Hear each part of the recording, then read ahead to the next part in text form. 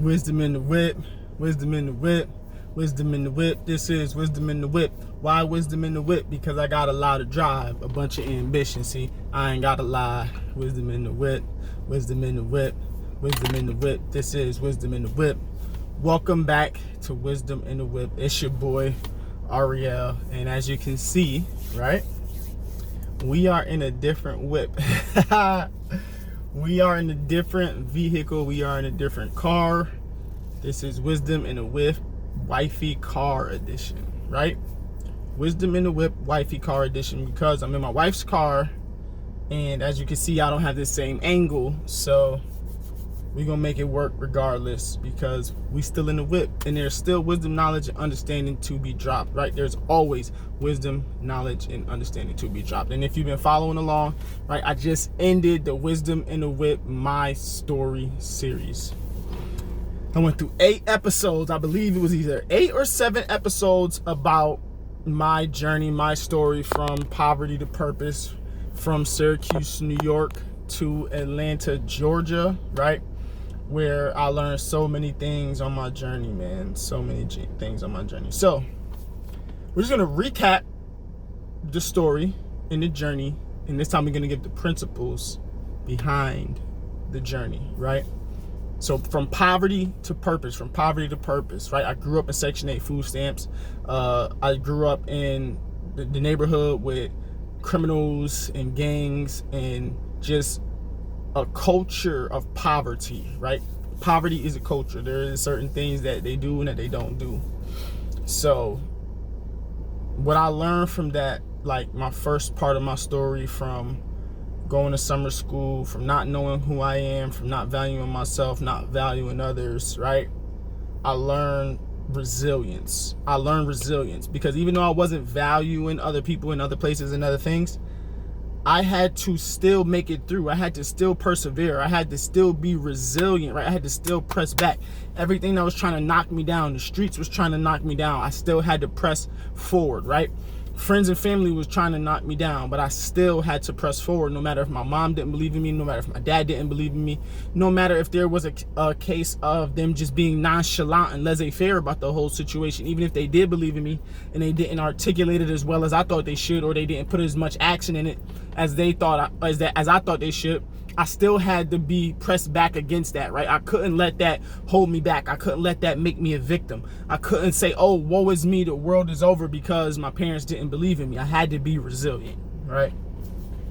So coming up out the streets, coming up out of poverty, you got to develop a resilient mindset. You got to develop that grit.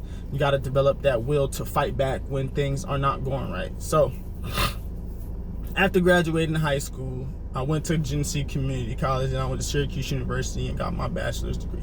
And what I learned from that was education equals opportunity.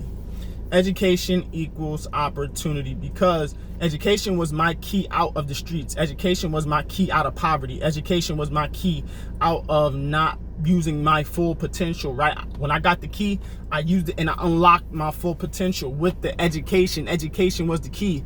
Education equals opportunity, because now I could take the education, I could take the wisdom, I could take the knowledge, I could take the information that I learned from college, from school, from life experience, right? From relationships, from friendships, from interacting with the world around me and my environment. I learned that education allows you to have opportunities and jobs, allows you to have opportunity as an entrepreneur, allows you to understand the world around you better. It helps you have better relationships when you know yourself and when you know the world, right? You have the education, so you have the opportunity to have a successful marriage. You have the opportunity to have a successful business. You have the opportunity to make a lot of money. You have the opportunity to be the best that you can be. But if you don't have the education, then it's going to be hard for you to take advantage of the opportunity, right? So college taught me that education equals opportunity. Education was my key out the streets, man. It was my key out of poverty.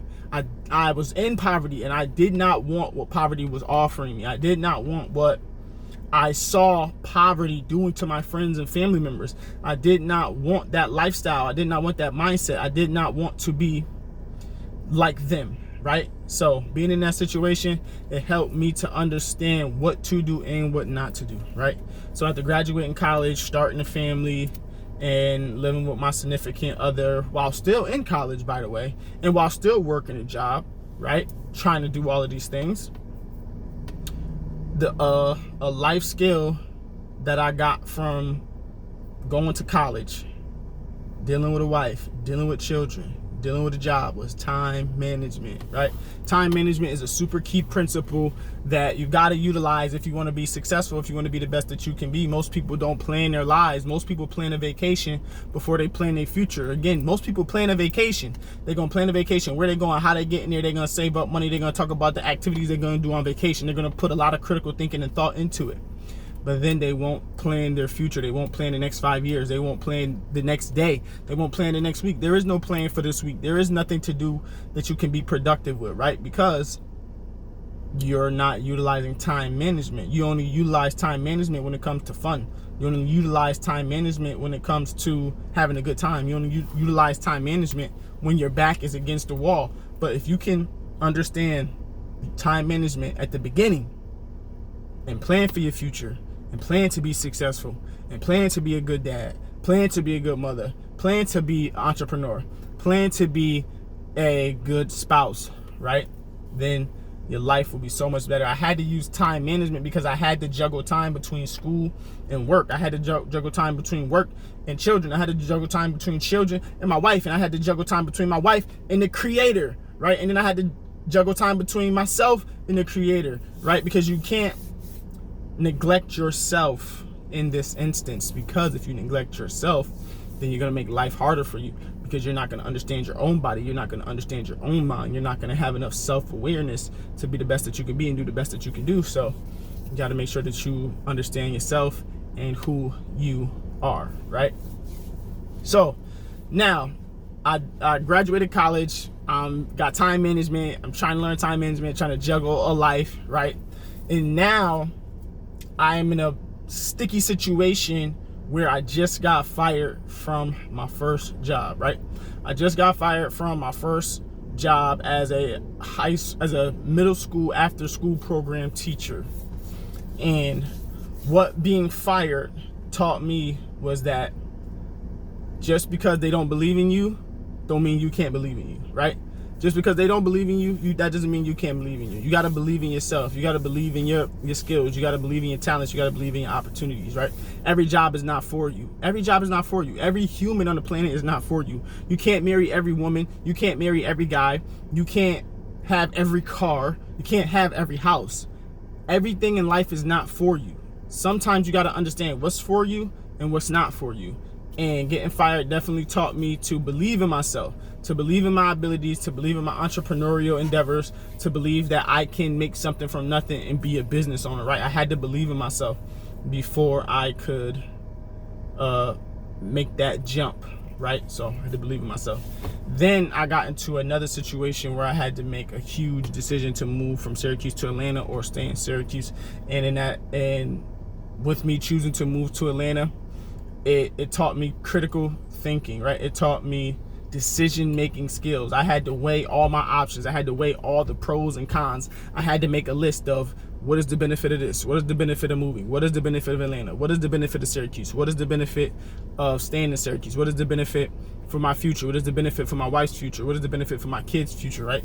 I had to weigh all the pros and cons, and I had to use critical thinking in order for me to make the best decision possible, because this was a big decision for me and my family. Who knows where we could have been if we did not make that decision, right?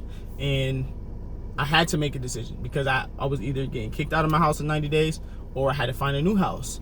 So I did not have time to waste. I did not have time to play. I had to make a choice, and I had to make a choice in a specific time frame so that I can make sure that me and my family is stable, we happy, we healthy, and we're safe. So those are some of the principles behind the journey. Those are some of the principles behind from poverty to purpose, right? I grew up in poverty, grew up in Section 8, grew up on food stamps, grew up in the hood, right? And then I had to learn what was my purpose. I had to learn that I could help serve people. I had to learn that I could be a voice for the voiceless. I had to learn that I can be a will taker. I mean, that I can be an action taker, that I can use my will and my determination to help me be successful. So it's your boy Ariel. Thank you guys for watching. Make sure y'all hit that like button and subscribe to the channel if you appreciate the videos, and make sure you check out www.arielmerch.com. I truly appreciate y'all. You have a great rest of the day. Peace.